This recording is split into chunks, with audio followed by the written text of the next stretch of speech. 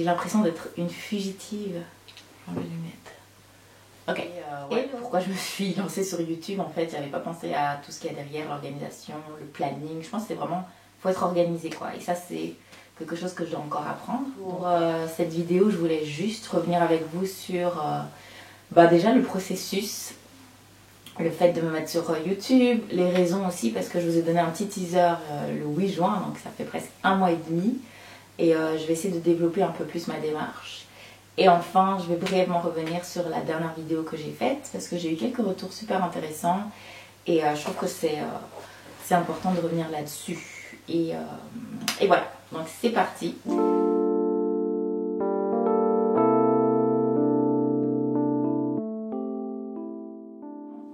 Je le disais dans un post Instagram récemment, je pense que je suis le genre de personne qui réfléchit à des choses sans vraiment voir toute la portée, toute l'étendue du travail derrière, etc. Et avec cette chaîne, ça a clairement été ça. J'avais un plan dans ma tête, j'ai des idées de vidéos, je m'étais dit que j'allais faire une vidéo par semaine, que j'allais m'organiser comme ça. C'est vraiment beaucoup plus compliqué que ça. Il y a beaucoup de choses à penser. Ne serait-ce que le matériel, le setup, la trame de la vidéo, la longueur, le montage. On va en parler du montage parce que franchement c'est pas évident. Le matériel j'ai déjà dit. La préparation, parce que se mettre devant la caméra, s'exposer là devant les gens, il faut réfléchir à comment tu t'habilles, comment tu t'exposes. Beaucoup de choses auxquelles j'avais pas vraiment pensé et pour lesquelles j'ai eu le temps aussi de process, et maintenant je pense que je vois un peu comment je vais m'organiser. Déjà vous avez vu que j'ai changé de setup. Je pense que je vais changer encore, je sais pas.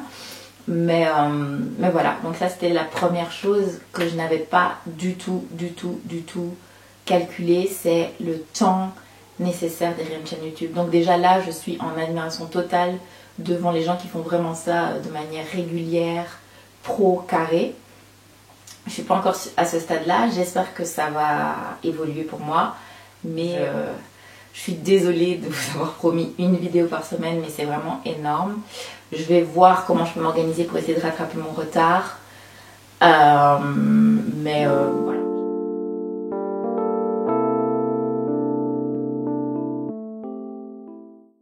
Et pourquoi je fais cette chaîne? J'ai eu beaucoup de retours par rapport à ça, parce que c'est vrai que dans le teaser, j'étais un peu... bon, j'ai vendu un peu du rêve, en mode... Enfin, du rêve. J'ai pas vendu du rêve, mais... c'est parti un peu dans tous les sens et je pense que cette chaîne va partir un peu dans tous les sens. Parce que concrètement, le contenu que j'ai envie de faire, c'est du contenu qui me ressemble.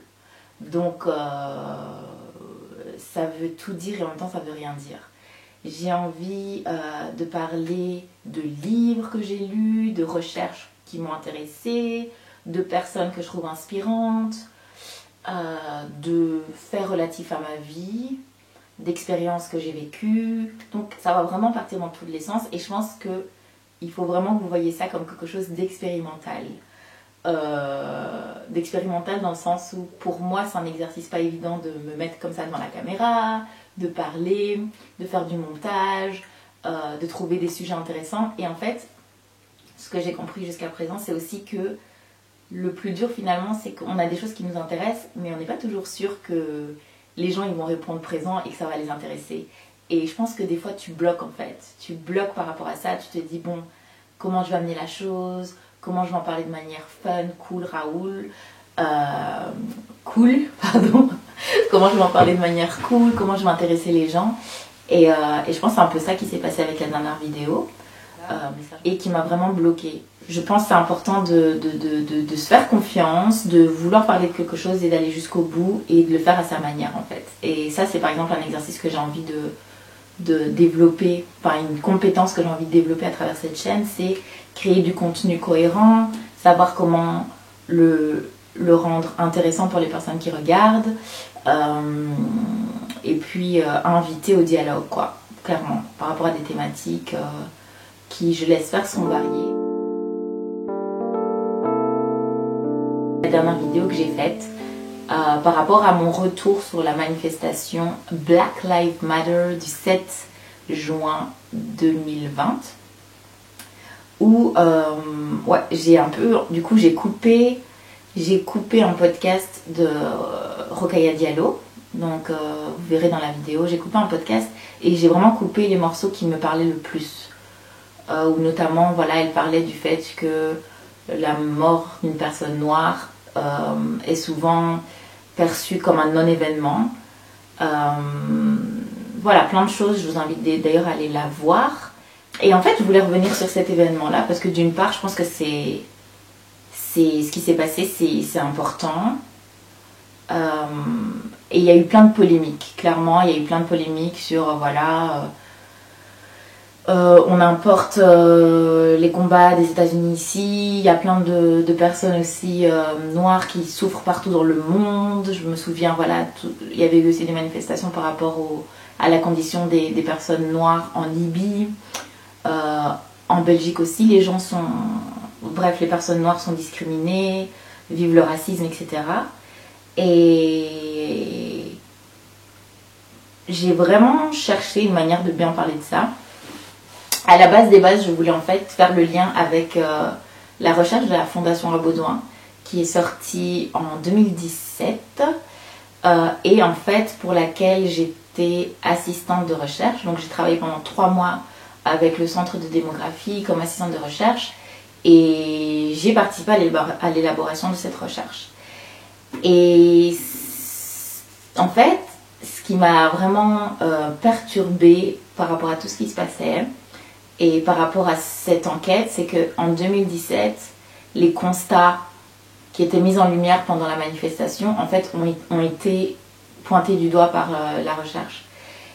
Et je me suis dit que finalement, on paye des gens, on paye des chercheurs, on paye des chercheurs, on met du budget dans des recherches. Et je me suis dit, mais en fait, c'est qui lit ces recherches? C'est qui s'en empare? Et est-ce que les résultats de toutes ces recherches aboutissent à des changements sociétaux? Je voulais essayer de faire le parallèle par rapport à ça. Je crois que j'ai filmé 2 versions. Je ferai un petit quelque chose avec tout ce contenu que j'ai là. Et du coup, j'en suis venue à ne pas savoir comment parler de cette manifestation, comment l'articuler. Et quand j'ai entendu ce podcast-là, ça a vraiment fait écho, quoi. Je me suis dit, purée, elle dit exactement ce que je veux dire. Et pourquoi pas prendre ça comme point de départ. Et après, voilà, j'ai un peu parlé avec une voix triste. Il y a des gens qui sont venus vers moi en me demandant si j'allais bien. Franchement, je ne vais pas vous mentir, j'étais dans un mood un peu... c'est même pas dépressif, c'est juste... c'est quoi le mot? Je sais même pas. Je sais pas. Peut-être ça va me venir un mot adéquat, mais j'étais juste dégoûtée en fait. Dégoûtée qu'on soit en 2020 et qu'on doive aller manifester pour revendiquer des droits humains. On parle des droits de l'homme, etc. Tout. Donc aller manifester pour revendiquer des droits humains alors qu'on est en pleine pandémie. Et surtout que personnellement, en fait, il y a 3 ans du coup, je participais à une enquête qui donnait pour la première fois en plus la parole bon, c'est pas toute la population noire, c'était les Belgos, Burundais, Rwandais et Congolais en Belgique qui ont un lien avec la Belgique puisqu'ils ont été colonisés par l'État belge. Et on donnait la voix à ces personnes-là et clairement il y avait voilà, quand vous lisez le rapport, on parle des discriminations, on parle des revendications relatives au statut qui reflète le passé colonial et qui mettent en lumière des personnages, voilà, qui sont problématiques. On parlait également de la volonté d'inclure cette histoire coloniale dans le cursus scolaire. Donc il y a plein de choses en fait qui reviennent. Et des fois on s'est dit, qu'est-ce qui change vraiment? Et à côté de ça, il y a ce pôle académique, il y a ce pôle associatif qui fait des choses. Et on a aussi notre vie à nous, la vie concrète, la vie de tous les jours où tu dois au quotidien, tu dois payer ton loyer, tu dois trouver un logement, tu dois trouver un travail. Et clairement, quand tu es d'origine étrangère et plus particulièrement quand tu es noir, il y a des galères que tu vis et que les personnes blanches dont les personnes blanches n'ont pas conscience. En fait, c'était tout ça que je voulais mettre dans une vidéo. Pour ma part, je dis que j'y suis pas arrivée parce que j'ai pas réussi à trouver la forme, j'ai pas réussi à articuler ça comme je le souhaitais. Donc pour moi c'est un big fail, mais bon. C'est triste qu'on doive attendre qu'une personne se fasse tuer en live devant nos yeux aux États-Unis pour se bouger ici. Bref, tout ça que je voulais condenser dans une vidéo et vous partager. Et donc c'est ça que j'ai fait dans la dernière vidéo, avec plus ou moins de succès. Donc j'ai eu vraiment des retours très très différents. Il y a des personnes qui m'ont dit... je pense qu'il y a des personnes qui voyaient où je voulais en venir. Et c'était des personnes noires pour la plupart. Il y a d'autres personnes qui m'ont pas du tout parlé du contenu de ce que je disais dans la vidéo, mais